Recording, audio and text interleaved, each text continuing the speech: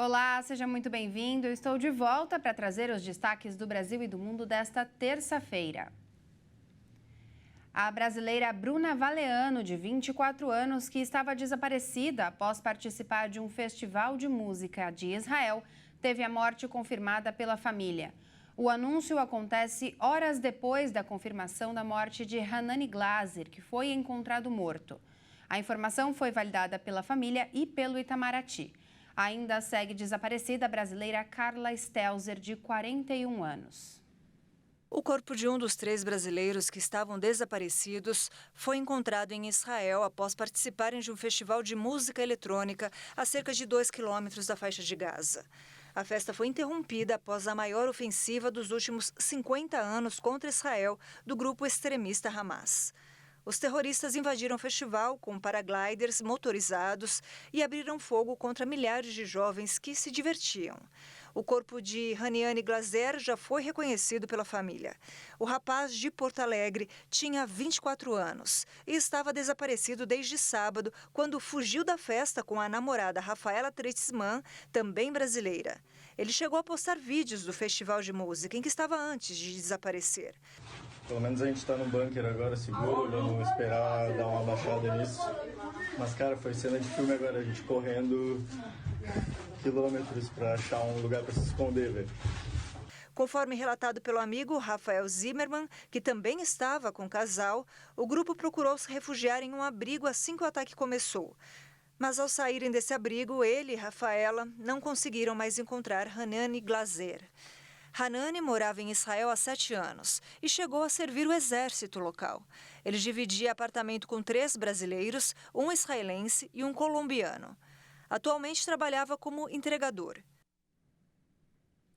E o Tribunal Superior Eleitoral começa a analisar hoje ações contra o ex-presidente Jair Bolsonaro e o ex-candidato a vice, o general Braga Neto. Os processos se referem à campanha eleitoral do ano passado e tratam de supostos abusos de poder político. O TSE analisa 3 ações contra o ex-presidente e seu então candidato a vice, Braga Neto.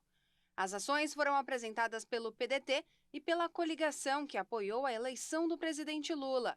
Os políticos do PL foram acusados de abuso de poder político, desvio de finalidade e conduta proibida a agentes públicos nas eleições.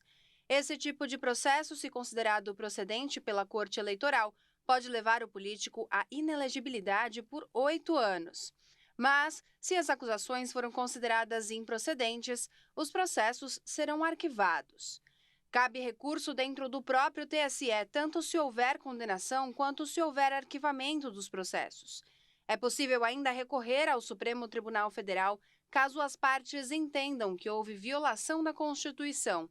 Em junho, o TSE já havia decidido que Bolsonaro vai ficar fora da disputa eleitoral até 2030 por abuso de poder político e uso indevido dos meios de comunicação. Se declarado inelegível mais uma vez, esses prazos são contados em paralelo.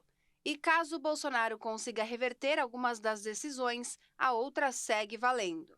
O Ministério Público Eleitoral defendeu a rejeição dos pedidos. Segundo o MP Eleitoral, não há elementos que apontem que os eventos tiveram impacto substancial sobre a legitimidade das eleições. As defesas dos políticos do PL pedem a rejeição da ação por considerar que não houve irregularidade. E a partir de hoje, os produtos devem indicar nas embalagens se tem alto teor de sal, gordura saturada e açúcar. Isso porque terminou nesta segunda-feira o prazo da Anvisa para as grandes indústrias trazerem novas informações nos rótulos. Agora, os produtos que têm alto teor de sal, gordura saturada e açúcar adicionado são obrigados a ter essa informação destacada no rótulo. A nova medida vale para bebidas e alimentos fabricados a partir de outubro do ano passado. Apesar disso, poucos produtos nas prateleiras estão atualizados. A exigência para que as indústrias coloquem na frente das embalagens e de forma bem visível a informação sobre os ingredientes em quantidades elevadas. O objetivo é dar ao consumidor a oportunidade de optar por produtos mais saudáveis. As novas regras foram aprovadas e publicadas há 3 anos. E o prazo para adequação na maioria dos produtos terminou nesta segunda-feira. Só que nos mercados, a maioria dos produtos ainda não tem o novo selo. Um levantamento feito pela USP, pelo Instituto Brasileiro de Defesa do Consumidor, nos últimos 11 meses, mostrou que a quantidade de produtos com rótulos adequados vem crescendo, mas ainda está muito abaixo do que determina a Anvisa.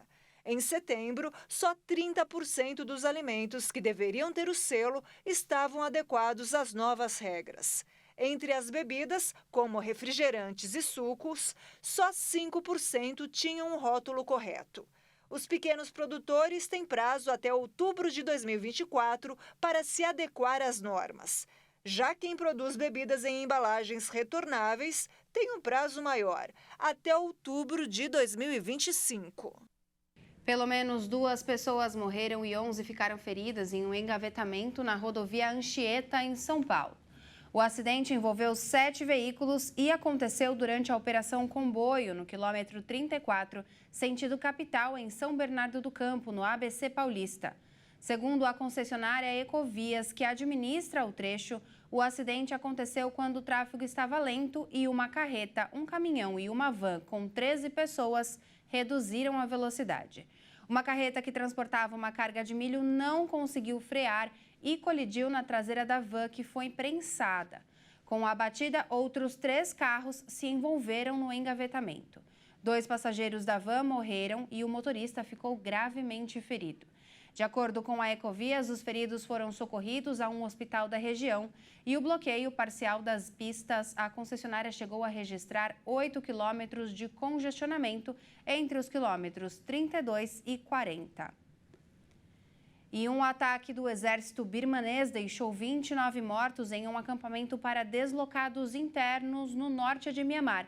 A afirmação foi feita pelo grupo étnico rebelde que controla a área. O ataque, que teria acontecido na noite de segunda-feira, matou crianças e idosos, além de deixar mais de 40 feridos. O grupo afirmou que a explosão pode ter sido causada por um arsenal de armas em poder dos oponentes, sem apresentar provas. As Nações Unidas e as organizações de direitos humanos denunciam repetidamente a junta militar por atacar civis durante sua sangrenta opressão contra todo tipo de dissidência, seja étnica, seja política. A junta acusou os rebeldes Kachin de treinarem e equiparem os grupos de resistência pró-democracia formados após a derrubada. O Kia tem confrontos regulares com as Forças Armadas há décadas, com intensos combates após o golpe militar de 2021. Em outubro passado, as Forças Armadas birmanesas lançaram ataques aéreos contra um show organizado pelo grupo, deixando cerca de 50 mortos e 70 feridos. Segundo uma organização local de direitos humanos, a repressão que se seguiu ao golpe deixou mais de 4.100 mortos em todo o país. Muito obrigada pela sua companhia. Essa edição fica por aqui. Continue ligado em nossa programação e até mais.